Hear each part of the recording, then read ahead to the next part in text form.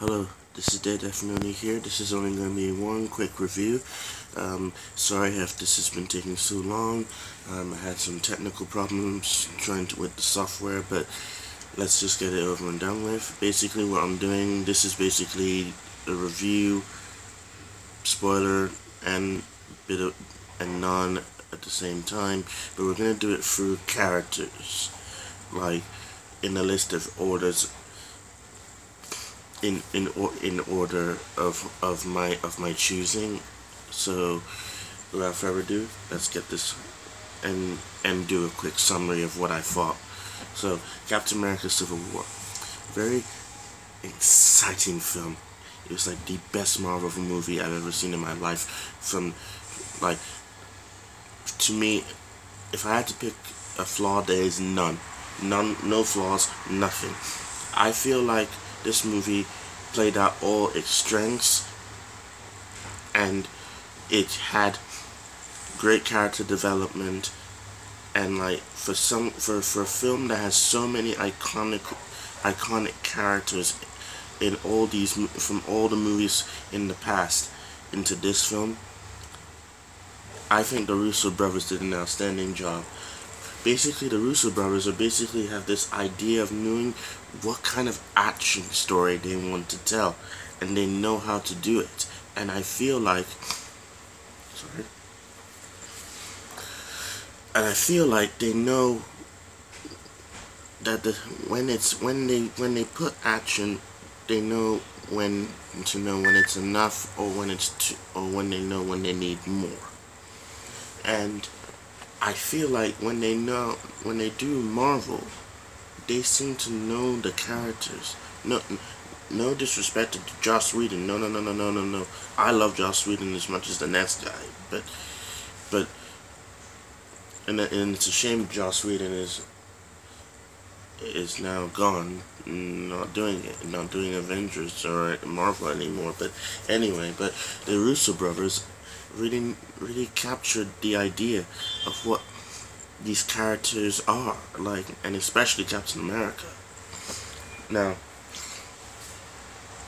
basically, the summary of basically what Civil War is about is not a direct depiction of the comic.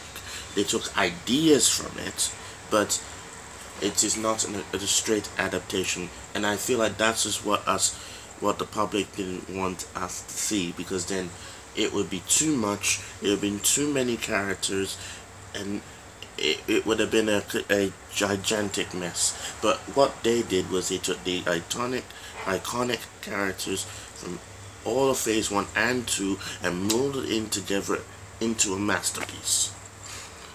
Now, basically the story of this film is basically that after the events of Age of Ultron and the Winter Soldier, that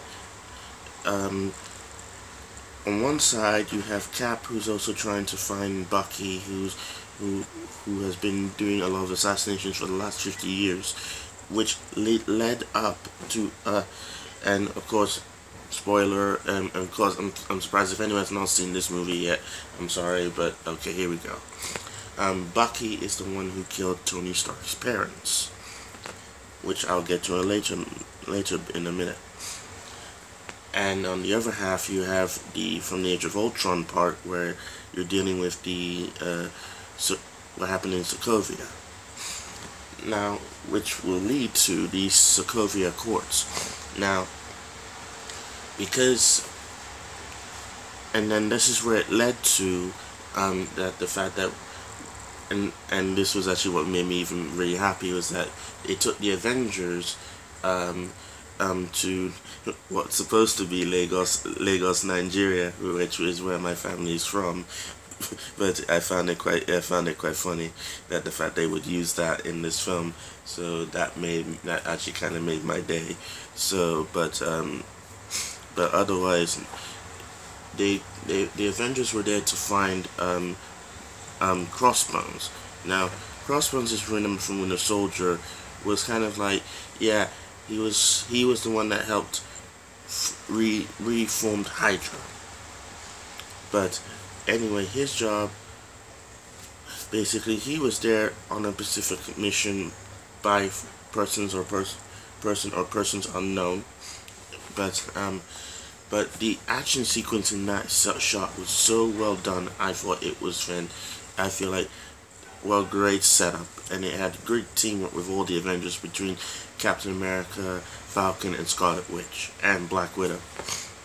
Now, basically, which will lead to the Sokovia Accords, because there was the incident caused one of the buildings to blow up, where Crossbones tried to blow himself up, but Scarlet Witch tried to deflect it, but still it wasn't enough. So the public is now scared of her, thinking like, what else is she hiding of her powers that she could be this potential danger, which led to the Sokovia Accords. And this is where we're introduced into Black Panther, T'Challa, Chadwick Boseman, who is also one of my other favorites. He was fantastic, like hands down. I have my Black Panther mask. That's how much I love this character. But anyway, he was there with his father T'Chaka, which you know from the comics, who was the other Black Panther, but won't be in this one. But anyway, but maybe in his standalone film we may be introduced into that. I don't know, just speculation. But otherwise, yeah, no. But then they were discussing about how the Avengers should be have oversight and everything, and it led to them thinking, should the Avengers register with the government or not? And you know where this leads to, obviously. But anyway, the attack on the United Nations, where the Sokovia Accords took place, had an incident, and had T'Challa's father T'Chaka was killed. Now, T'Challa was thinking, and mostly prior to mostly everyone who was in the room was thinking, was this the hands of the Winter Soldier? Now, and that led to T'Challa having such rage to go after and find him and almost kill him. And this also, on the other hand, led to the other fact that Tony Stark, and this is where we're also introducing to Thunderbolt Ross, if you know from the Incredible Hulk, came to the Avengers saying, "Oh, he's saying that I'm very happy for what you've done for us. You saved us, but we're also kind of scared of you. So that's why we need to put you in check." And also, Tony was there in the background thinking, yeah, he's right, because even though sometimes Ross can be a little, but the thing is that Tony was thinking after, when he didn't want to make weapons anymore, and then after the incidents with Ultron, he now really realized that he would say like, oh, I really think we should be put in check. And then Tony and Steve didn't like that, because it basically destroys the right to choose. And then everyone started to pick a side, and then led to our basically the main event, which is the Civil War. So now picking the teams. So you have Team Iron Man and you have Team Cap. Basically, everyone should know whose team they're on by now. But basically, for anyone who didn't know and still, okay, for Team Cap, you have obviously Captain America. You have Bucky Barnes, aka Winter Soldier. You have Scarlet Witch. You have Hawkeye, and you have Ant-Man, Scott Lang, and Falcon, and Falcon. And then for Team Iron Man, you have Iron Man himself, you have War Machine, you have Vision, you have Black Widow, you have Black Panther, and then also, he also manages to get Spider-Man. Now, to introduce Spider-Man, who is one of my other favorite characters in this freaking movie, which I was really happy for. But basically, the way he was introduced into this film was the fact that Tony Stark had his eyes on him for a while now. He was watching him in action, and plus, as you can see from the footage, you can see that he had a suit, but it wasn't all that great. and that's how Spider-Man should be told. Is where he's not he's not like perfect. He's not like perfect. He has to dive in to get stuff to work, but he's a genius. But like he's a high school kid, and he's not very popular. But that's the Spider-Man I grew up with, and his role in this film was fantastic all the way through, and which led to when he was fighting alongside the Avengers and the other side. It's a phenomenal piece to watch, and he was making jokes while they were fighting, and that's the Spider-Man we wanted. Which led, and so basically with the airport battle, magnificent piece of filming. I don't know what to say. Honest to God, it was just a magnificent piece of filming. Looks like I have my own emergency to deal with, but no, it's okay. But otherwise, it was a magnificent piece of filming. I really just didn't know what to say. It was like Marvel's best action sequence, really, ever since the first Avengers of Battle of New York. And everyone had their moment to shine in this movie. From other reviews I've also witnessed, they would say everyone had a moment to shine. No one felt left out. No one was like cheated out. Everyone had their moment, including my boy War Machine, who I really wanted to see him kick ass. He kicked ass in Iron Man 2 and a little bit of Age of Ultron. But this, he really shined, and the point where where he was shot down, I thought that was it. I thought he was done. I was ready to cry in this movie. I admit it, people. I was gonna cry when I thought my boy War Machine was going to go down, but he was paralyzed. Oh, thank God. So that means it could save him maybe for one more movie. I don't know, but. He may not be War Machine for a while, or maybe War Machine suit, the War Machine suit will help his legs. I don't know, but we'll see. But praise God that my boy War Machine is still standing. Thank God. Anyway, now basically the villain of this film, Baron Zemo. Now he wasn't action driven for this film, but he was mentally driven for this film. And the reason I'm saying this is that we don't want a villain always to be like, oh, yeah, I need someone to be tough and able to take on our heroes. Yeah, I know we want that, but remember, sometimes you have to look at this from another point stand view. Not every villain has to have a form of muscle. Remember, sometimes villains are smart too. And this guy, Baron Zemo, may not have a lot to do with this film, but he left a big imprint on our heroes, and that was his job, to mess with the Avengers and break them apart, and he did that beautifully. Actually, in my sense, I think Baron Zemo to me was an interesting villain, not as great as Loki,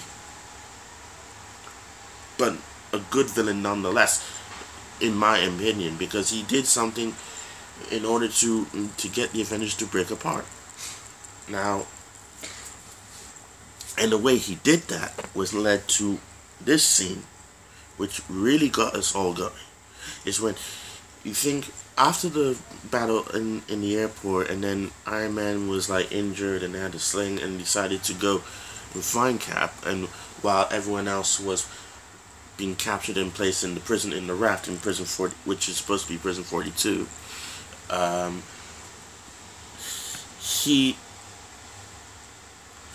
realized when he found Bucky and Cap, and then they went on and find Zemo, because they thought they could be friends after that, and then until Baron Zemo showed them a video of where Bucky had Tony's father and mother in a car accident and had them and murdered them. But the thing is, it wasn't Bucky's fault. We also found out another thing. Baron Zemo was and back in the day, Hydra were brainwashing him, so he had no clue what he was doing. But still, it got Tony in such a rage that he wanted to murder the out of Bucky.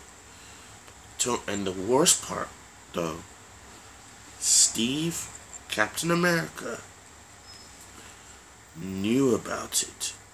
How, you may ask? Because when in Winter Soldier, when he was reading the file, he noticed something that I'm not sure if I'm ready to tell Tony this. And that's what got him, and that's what led to the big clash out between the two of them, and also and also Iron Man cut off Winter Soldier's arm off, clean off. That's how eager he was, ready to batter him. Also, here's the thing: Black Panther also followed them, but he didn't want to join the fight. He had his own agenda. He found Baron Zemo, and which led to a very important scene. He asked him, thinking, "Oh, you failed. You did all this to break the Avengers apart." But the thing is, you can sympathize with the villain as well, because here's the thing, though: his family was killed in Sokovia, so he had revenge for what happened. And the Avengers didn't save his family, so you can see why he did what he did. But then, really, you had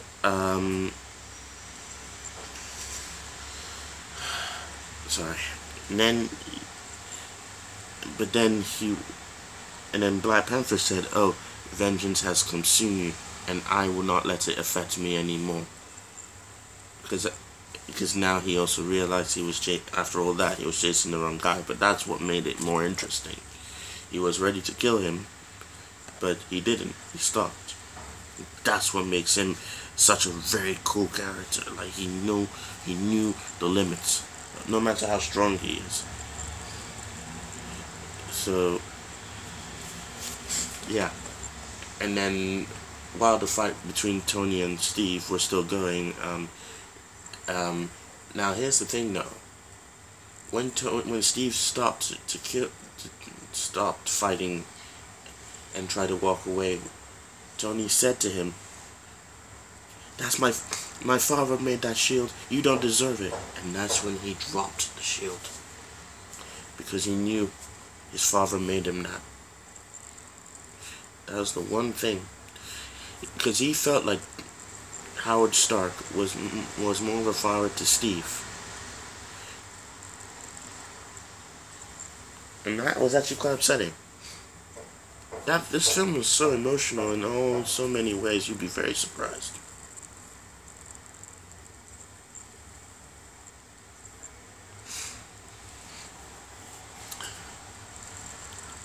Anyway, so, and then basically I'll get to the cool parts of this movie in a little bit. I just need to get through some other things. So some of the end credit scenes as well. Okay, so there were two end credit scenes to this film. One was when you see Winter Soldier being put back into cryostasis to remove the chip that made him go crazy in the first place, and the Black Panther, and you get to witness the first time ever in Marvel history to see Wakanda, and what was a big giveaway? The massive Black Panther freaking statue. That's how we knew this was gonna get good. And the cool part of the line is like, oh, Cap says to T'Challa, saying, "Oh, you know they're going to start looking for him," and then he said like, "Oh, let them try." I was like, yeah.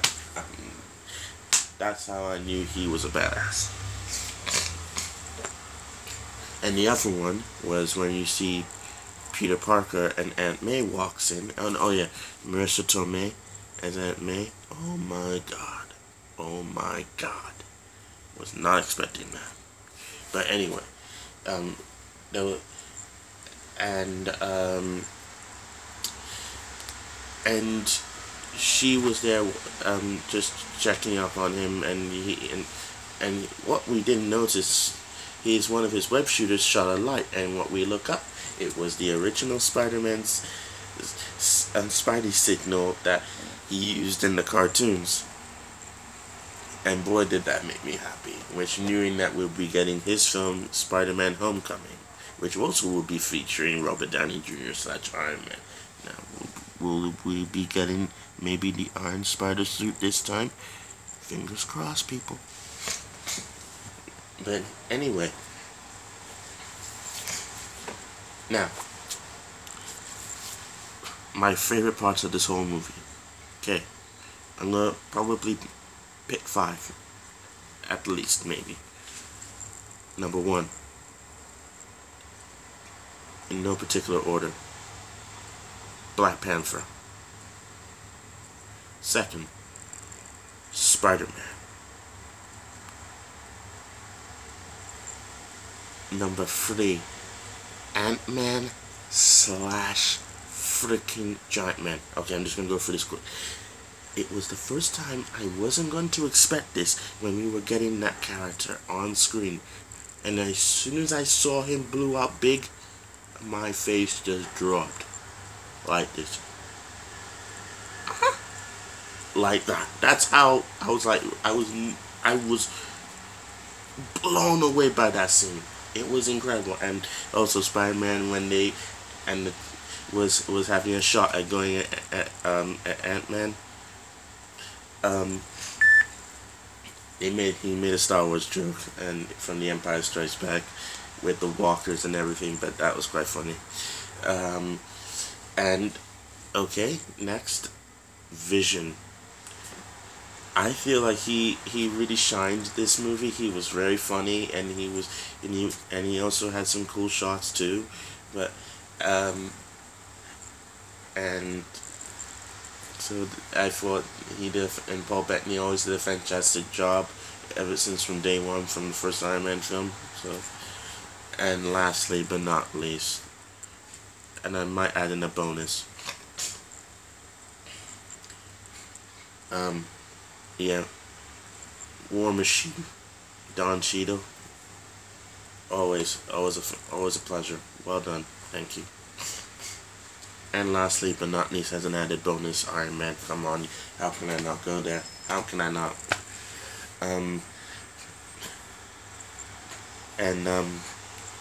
It was, he as always, you outdone yourself, sir.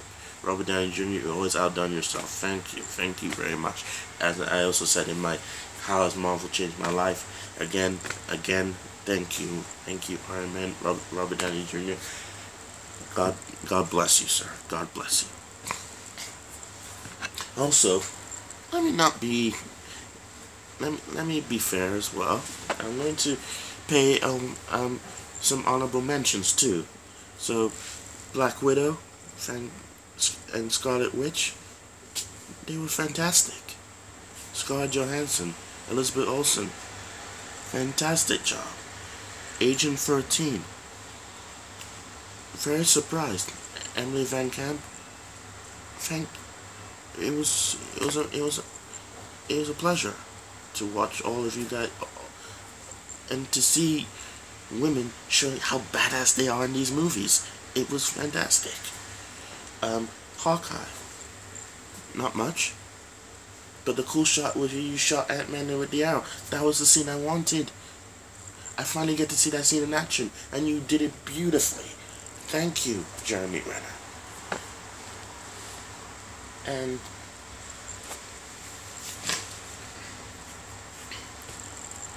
basically, Anthony Mackie. The reason why I put you last is not that because you're my least favorite, but you were so goddamn cool. Like, you surprised me with every moment of this movie. How he used freaking the wings as a shield, and most importantly to Anthony Mackie, we finally get to see Red Wing thank you. Thank you. I've always wanted to see how they were going to do that in a movie. So, kudos to everyone who did well in this movie.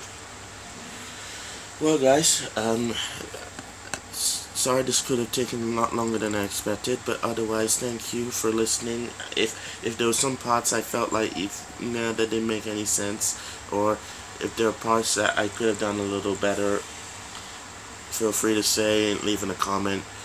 Please like and subscribe if you ever get a chance. Also, please let me know what I should. Please also, let me know what you guys want me to do with my videos. If you want me to do a special Q&A, or do you want me to do more reactions? Do you want me to do more reviews? Let me know what you want me to do. I'm open to all suggestions, please. And also, the next review I will be doing / blogs and things for a movie next is going to be X-Men Apocalypse. So look forward to doing that. So we'll see how that one goes. Anyway, Captain America: Civil War, a definitely must see. If I had to grade this movie, after I have this new thing I'm gonna start doing now. I'm gonna grade it out of 5 Daffies, and this movie gets all 5 Daffies. Well done. Well done. Out of 5 Daffies.